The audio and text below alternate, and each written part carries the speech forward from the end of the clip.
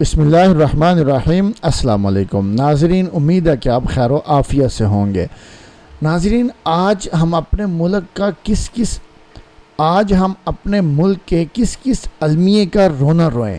ہر روز ایک نیا سانحہ جنم لیتا ہے، ہر روز ایک دردناک خبر، اس کو سنتے ہوئے ہم اپنی صبح کرتے ہیں، اور اسی طرح ایک تکلیف دہ اور رونے والی خبر سن کر ہم اپنے دن کی شام کرتے ہیں۔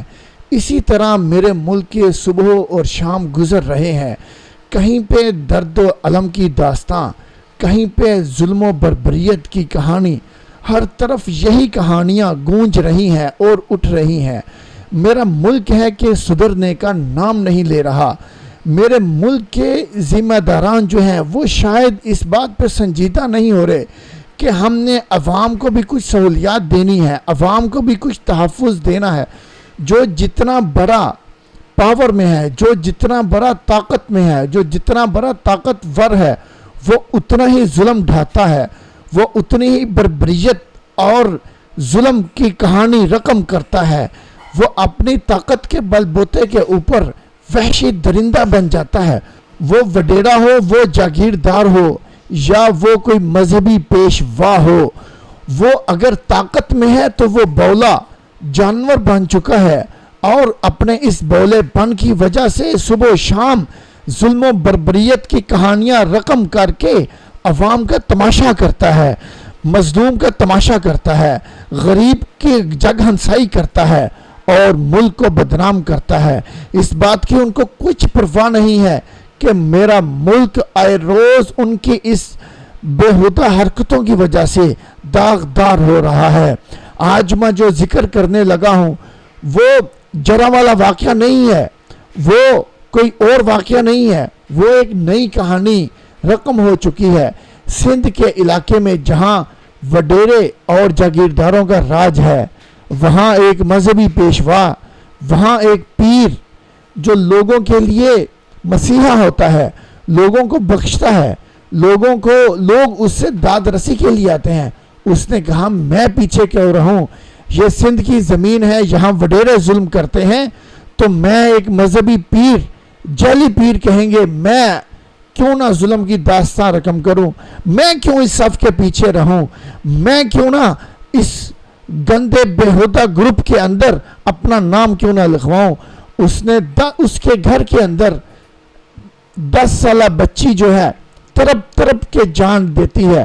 اسی پیر اسد شاہ کا بیڈ روم ہے یہ۔ اس پیر کا جو ایک مذہبی لبادہ اوڑے جو عوام کو لوٹ رہا ہے، اس کا بیڈ روم ہے۔ آپ ویڈیوز میں دیکھ سکتے ہیں کہ بیڈ روم کے اندر عالی شان کمرہ، بہترین اے سی، شاندار بیڈ، صوفے، اور اس چیز سے ہٹ بڑھ کے سب سے زیادہ جو چیز ہے وہ زبردست ساؤنڈ سسٹم ہے۔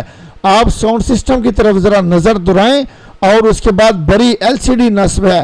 یہ ایک پیر کا کمرہ ہے، اور وہ پیر جو ہے بیڈ روم کے اندر اتنی گرمی کے باوجود کمبل اوڑے لیتا ہے۔ کمبل کیوں لیا ہوا ہے اس نے؟ کہ اس نے اپنے مریدوں کے خون چوس کے اس خون چوسنے والی کمائی کے ساتھ AC چلایا ہوا ہے۔ اس کے ساتھ اس بدبخت کو سردی لگتی ہے، اس نے کمبل لیا ہوا ہے۔ اور اسی بیڈ روم کے فرش کے اوپر آپ برہنہ بچی دیکھ سکتے ہیں، 10 سال کی بچی ہے، برہنہ ہے، اس کے جسم کے اوپر بے شمار وار ہیں، ظلم و بربریت کی داستان رقم ہے۔ وہ تڑپ رہی ہے، کبھی رائٹ سائڈ پہ جاتی ہے، کبھی لیفٹ پہ گرتی ہے، اور وہ پیر جو ہے وہ گھوڑے بیچ کے سویا ہوا ہے۔ اسی دوران اس گھر کی کوئی خاتون آتی ہیں، اور وہ خاتون کی نظر اس بچی پہ جاتی ہے، اس کو کچھ رحم آتا ہے، تو وہ اس بچی کی حالت دیکھ کے پیر کو جگاتے ہیں۔ پیر برہنہ ہے، اس کی بھی قمیض اتری ہوئی ہے، برہنہ حالت میں پیر جو ہے وہ نیچے آ کے بچی کو دیکھتا ہے، جب دیکھتا ہے کہ بچی مر گئی ہے تو اس کو وہیں چھوڑ دیتا ہے۔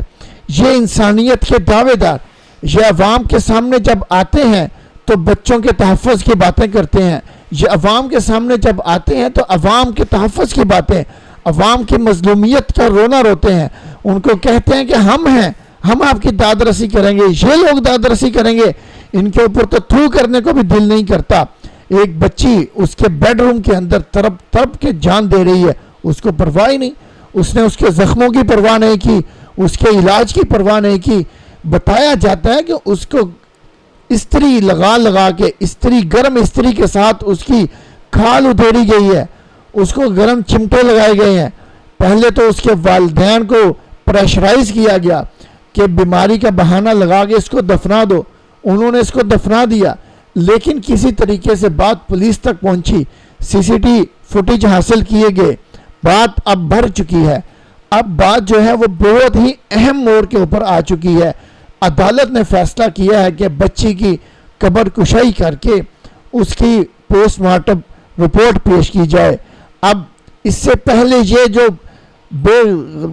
پہلے جو درندہ صفت انسان ہیں, انہوں نے ایک ڈاکٹر کو خرید کر بچی کی موت کو طبی موت قرار دیا. اس ٹائم وہ ڈاکٹر بھی جیل میں ہے, پیر بھی جیل میں ہے, مگر خدشہ یہ ہے کہ یہ اپنے اثر و رسوخ کے ساتھ ضمانت کروا کے پھر باہر آئیں گے, عوام کو لوٹیں گے, عوام کا خون چوسیں گے. اب ہمارا یہ مطالبہ ہے کہ عوام اور قوم جو ہے وہ سٹینڈ لے ان بے غیرت, وہ کیا کہتے ہیں, وڈیروں کے خلاف, ان پیروں کے خلاف. ہم نذرانے پیش کرتے ہیں, عوام لاکھوں کے نذرانے ان پیروں کے قدموں میں نچھاور کرتی ہے, اور یہ ہم عوام کے ساتھ جو سلوک کرتے ہیں, ہٹ جائیے, باز آ جائیے ان پیروں سے. یہ لوٹنے والے چور تو ہو سکتے ہیں, پیر نہیں ہو سکتے. ابھی ہمارا مطالبہ یہ ہے کہ پولیس جو ہے کڑی نگرانی کے ساتھ بچی کی قبر کشائی کر کے اچھے طریقے سے غیر جانبدارانہ پوسٹ مارٹم رپورٹ تیار کروا کے عدالت میں پیش کرے, تاکہ عدالت جو ہے مجرموں کو چوک چوراہے کے اندر لٹکائے. لیکن ہمارا یہ خواب ہی رہے گا, نہ وہ چور, نہ وہ یہ ظالم درندے چوکوں میں لٹکائے جائیں گے, نہ کچھ اور ہوگا, اور ہم منتظر رہیں گے آگے کسی اور بچی کی کہانی. ابھی پچھلے دنوں ایک وکیل کے گھر کے اندر یہی 10 سالہ بچی کا قتل ہوا ہے. کون پوچھنے والا ہے؟ یہ طاقتور درندے ہیں, یہ لہو چوسنے والے درندے ہیں جن کو عوام کا لہو لگ چکا ہے. تو ہمارا یہ مطالبہ ہے کہ ابھی آج ان کو سزا ہو جائے گی تو میں حلفیہ کہتا ہوں کہ یہ آئندہ ایسے واقعات نہیں ہوں گے.